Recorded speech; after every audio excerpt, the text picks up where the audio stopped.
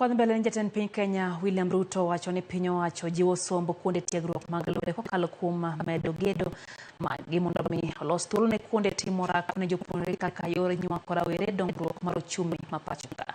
Jatend piny no nie chenro mar beta kata bottom up transformation agenda nolosi mondo mi okonye chwalo dongruok e kor gwenge ma pacho ka kendo mondo mi olos thuolo mag tije ne rawere mathoth gi sani onge kod tije thurka. Nowuoyo chieng' tich ariyo e nyasi manobagi madhialo higni 100 mar kar tiegruok Manyeri National Polytechnic.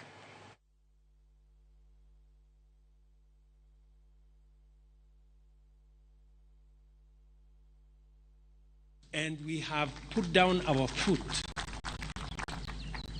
that it cannot be business as usual.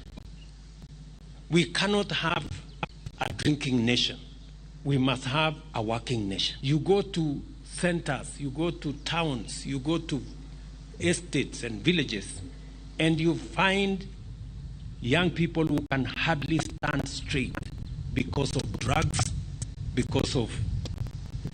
That is unacceptable. And therefore, we are going to be firm, we are going to be forthright, because I know for sure nobody is going to die because they were not drunk.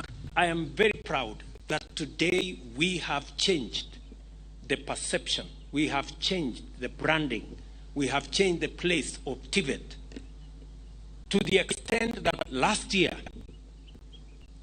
up to 9,000 students who had been admitted to universities chose not to attend the university but to come to TVET.